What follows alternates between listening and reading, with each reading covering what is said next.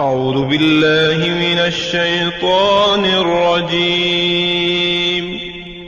پناہ مانگتا ہوں میں اللہ کی شیطان مردود سے۔ بسم اللہ الرحمن الرحیم۔ شروع اللہ کے نام سے جو بڑا مہربان نہایت رحم والا ہے۔ دا باٹم لائن کے ناظرین کرام السلام علیکم۔ محترم ناظرین، ہم اپنی آج کی ویڈیو میں حضرت بہاؤالدین زکریہ ملتانی ایک فقیر اور ایک ضدی حلوائی کا قصہ آپ کے سامنے پیش کریں گے۔ یقیناً آپ کے لیے یہ دلچسپی کا باعث ہوگا۔ حضرت بہاؤالدین زکریہ ملتانی ان اکابر اولیاء میں سے ہیں جن کی بدولت سرزمین پاک و ہند میں فروغ اسلام کو تقویت حاصل ہوئی اور اس خطے میں سلسلہ سہروردیہ کو آپ نے بہت عروج دیا۔ حضرت بہاؤالدین زکریہ ملتانی رحمۃ اللہ علیہ کی ولادت باسعادت بروز جمعۃ المبارک 27 رمضان سن 567 یا سن 566 ہجری بمطابق سن 1170 عیسوی میں کوٹ کروڑ میں ہوئی۔ آپ کا نام بہاؤالدین، کنیت ابو محمد اور ابو برکات تھی۔ آپ مادر ذات ولی تھے۔ آثار بزرگی بچپن ہی سے آپ میں نمایاں ہو گئے۔ آپ کے والد محترم جب تلاوت کلام پاک فرماتے تو آپ دودھ پینا چھوڑ دیتے اور تلاوت کی آواز سننے میں محو ہو جاتے۔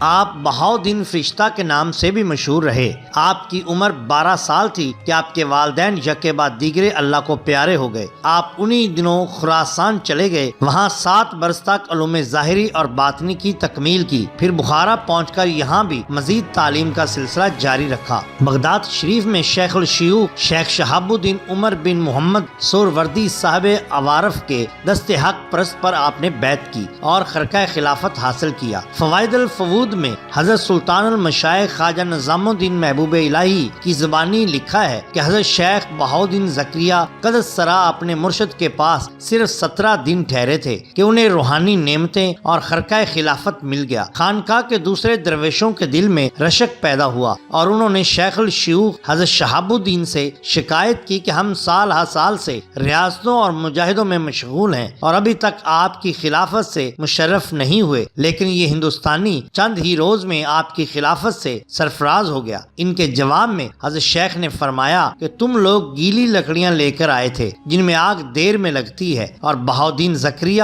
خشک لکڑیاں لایا تھا جنہوں نے فوراً آگ پکڑ لی۔ اس کے بعد آپ ملتان واپس آ گئے اور تمام عمر رشد و ہدایت کا سلسلہ جاری رکھا۔ حضرت شیخ بہاؤالدین زکریہ ملتانی نے 7 صفر سن 661 ہجری کو وصال پایا۔ آپ کا مقبرہ پرانے قلعہ ملتان کے روبرو واقع ہے۔ عمارت کے بڑے عظیم الشان دروازے پر لکھا ہے خانقاہ غوث العالمین حضرت غوث بہاءالحق بہاؤالدین زکریہ ملتانی رحمۃ اللہ علیہ، تاریخ وفات 7 صفر سن 661 ہجری، مقدس۔ پاکستان میں اس قدر بلند اور عالی شان اور رفیع الشان کوئی اور مقبرہ نہیں ہے۔ محترم ناظرین اکرام، یہاں پر ہم حضرت خواجہ بہاؤالدین زکریہ ملتانی رحمۃ اللہ علیہ ایک فقیر اور ایک ضدی حلوائی کا قصہ آپ کے سامنے پیش کرتے ہیں۔ حضرت خواجہ بہاؤالدین زکریہ ملتانی رحمۃ اللہ علیہ ایک روز یکا میں سوار ہو کر جامع مسجد تشریف لے جا رہے تھے کہ ملتان کے بازار سے حضرت رحمۃ اللہ علیہ کی سواری گزری۔ حضرت خواجہ رحمۃ اللہ علیہ نے ایک فقیر کی صدا سنی جو ایک حلوائی کی دکان کے سامنے سے اپنا کاسا گدائی ہاتھ میں لیے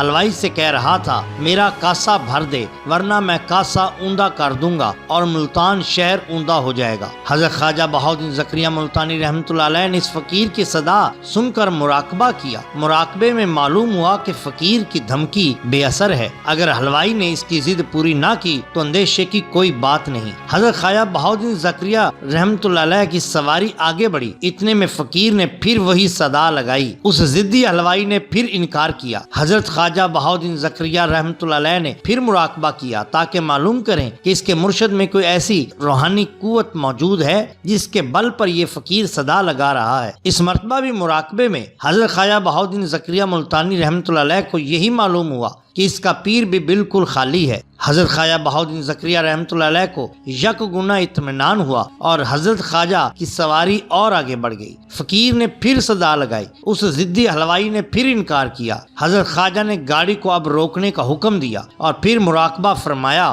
تو معلوم ہوا کہ اس فقیر کے پیر کا پیر یعنی اس فقیر کا دادا پیر بارگاہ رب العزت میں سرب سجود ہے اور عرض کر رہا ہے، باری تعالیٰ میرے مرید کا مرید ایک ضد کا کر بیٹھا ہے، تجھے سب قدرت ہے اور میری لاج تیرے ہاتھ میں ہے، اجازت عطا فرما کہ ملتان کو اوندا کر دوں۔ حضرت مراقبے میں یہ کیفیت دے کر فوراً اس ضدی حلوائی کی دکان پر لوٹے۔ حلوائی حضرت کو دیکھتے ہی ہاتھ باندھ کر کھڑا ہو گیا اور مجمع پر خاموشی چھا گئی۔ حضرت اس فقیر کی طرف بڑھے اور اس کے ہاتھ سے کاسا لے کر کہا، یہ تم کیا کر رہے ہو؟ جیسے ہی آپ نے کاسا اس کے ہاتھ سے لیا، ایک زلزلہ سا محسوس ہوا جس نے ملتان کی ساری زمین ہلا دی۔ حضرت نے حلوائی سے وہ کاسا مٹھائی سے بھروا کر فقیر کو دے دیا اور فرمایا، اے فقیر، آئندہ ایسی حرکت کرو گے تو تباہ ہو جاؤ گے۔ جاؤ توبہ کرو اور ضد کرنا چھوڑ دو اور جان لو کہ ہم ملتان میں رہتے ہیں اور ملتان ہمارا ہے۔ یہ سن کر فقیر نے معافی طلب کی اور وہاں سے روانہ ہو گیا۔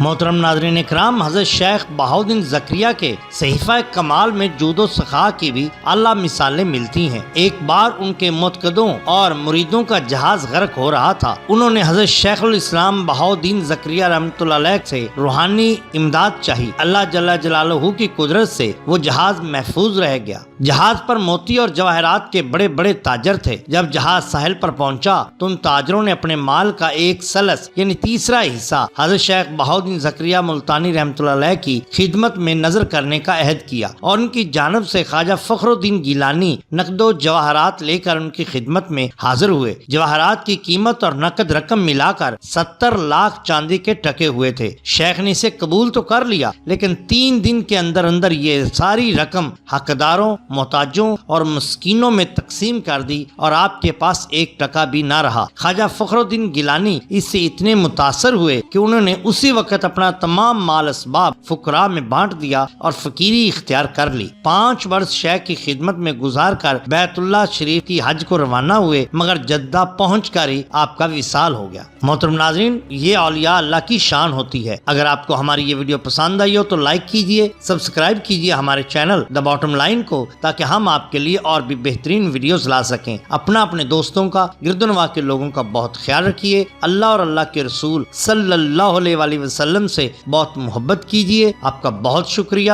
اللہ حافظ۔